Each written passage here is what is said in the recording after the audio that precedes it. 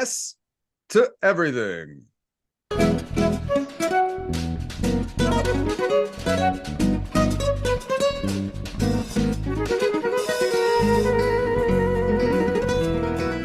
Love the music. All right. Nice. Okay, whatever question I ask, Ryan, the answer has to be yes, and you're going to have a full minute to make us believe you. All right. Round one. Should you cheat in school? As in, your kids are going to be interested to see this one. Yes, you should absolutely cheat in school because I don't necessarily call it cheating. I call it being resourceful. You need to take advantage of all the resources around you. And even if that is that you're sitting beside someone who may have higher grades than you, why not look over at their page and see what they've written down? Unless the teacher specifically tells you to look at your own page, it's human nature to look around. You can't physically stare at one spot for an extended period of time. Your eyes are going to wander. So while your eyes are wandering, why not look at something that can help you out? And as long as you don't make a big show about it and say, hey, look, I'm looking at my partner's test, who's going to know? There's 30 kids in the class. The teacher can't look at every single student with the exact same attention. So why not take a peek? And maybe they'll have an answer you didn't consider and write that down. I don't call it cheating. I call it taking advantage of resources and and doing what you can to succeed. Hey, well done, Ryan. You really can do this. That's what I've noticed from doing this podcast. It's when I interview debaters or teachers, that's when I have a very smooth interview because they're all natural talkers. And so I can see you can do this. All right. Of course you don't believe it, right, Ryan? I'm guessing. No, I wouldn't be a very good teacher if I believed it. Although it is a reality that every teacher has to deal with for all the Oh, reasons you absolutely. stated. Yeah, yeah. I remember in Pickering College, I forget what it was. I think George Keltika, he had concave mirrors installed in the top corner of the classroom all the way around so he could look up and see what people were doing. All right, the question is, and as you see a nice picture of Pickering College, and I took this picture just the other day when I was at Sterling's grad celebration.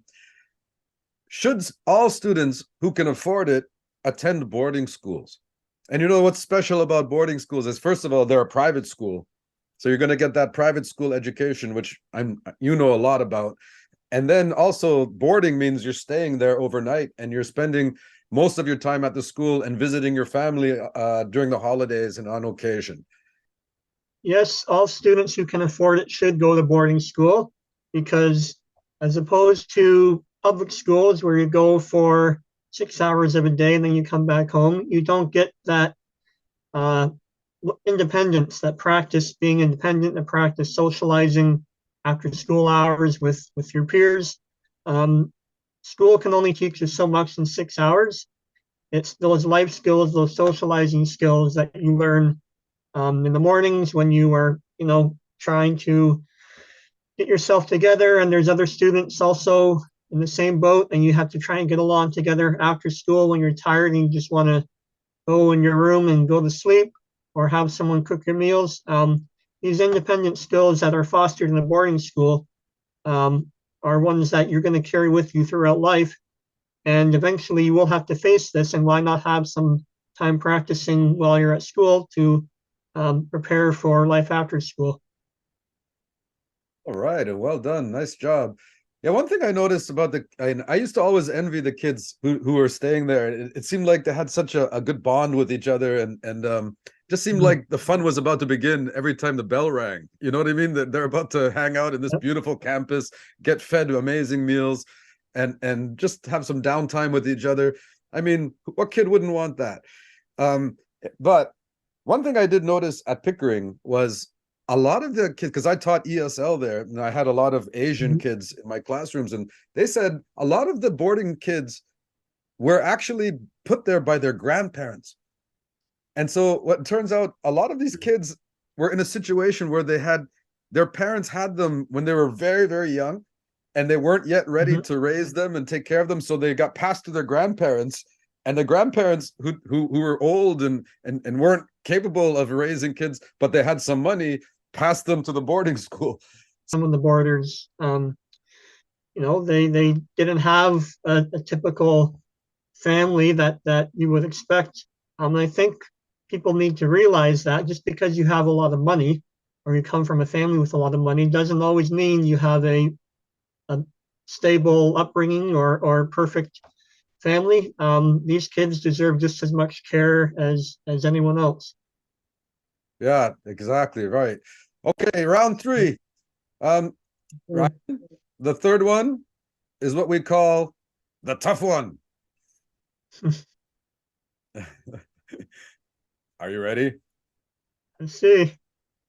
Well, I chose this question especially for you because I know that you are a big movie fan. And so the question, I heard in the United States about a man who pulled his kid out of school.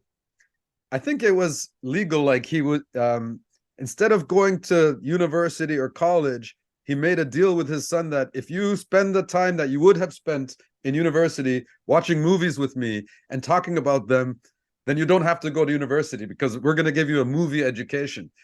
But I'm making a slight variance of this, Ryan. I know you're a big movie fan. I know movies mean a lot to you, but I'm asking you, would you trade your actual formal education for a movie education?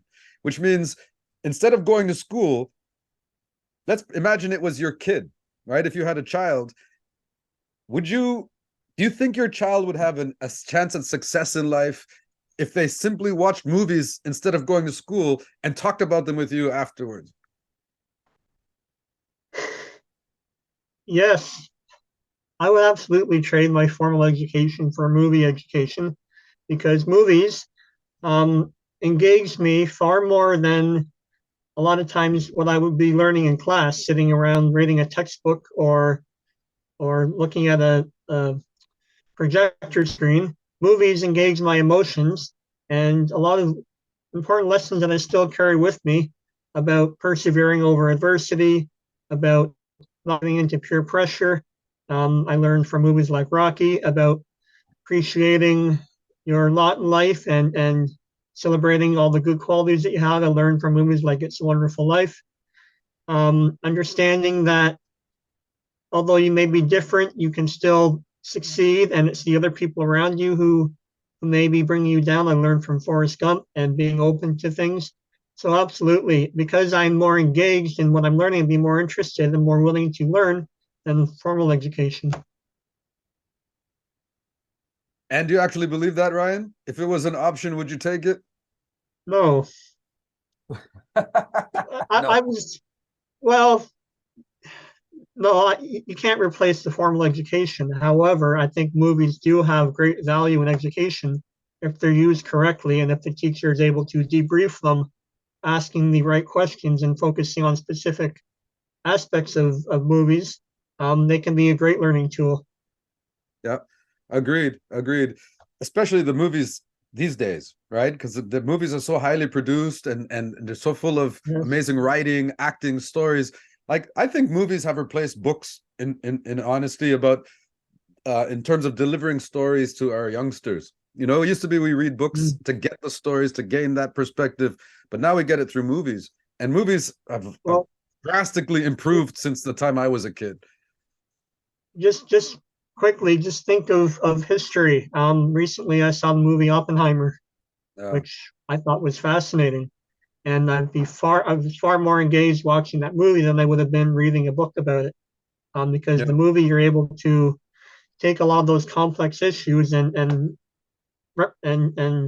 show them in a way that people like me that doesn't have a background in physics can yeah. understand. Right. Yeah, And let's face it, a lot more people are going to be drawn to the movie than to the book. So the book is like kind of you're preaching at the choir, but in the movie, you can kind of deliver the message to a new mass audience, right? audience. Yeah. Okay.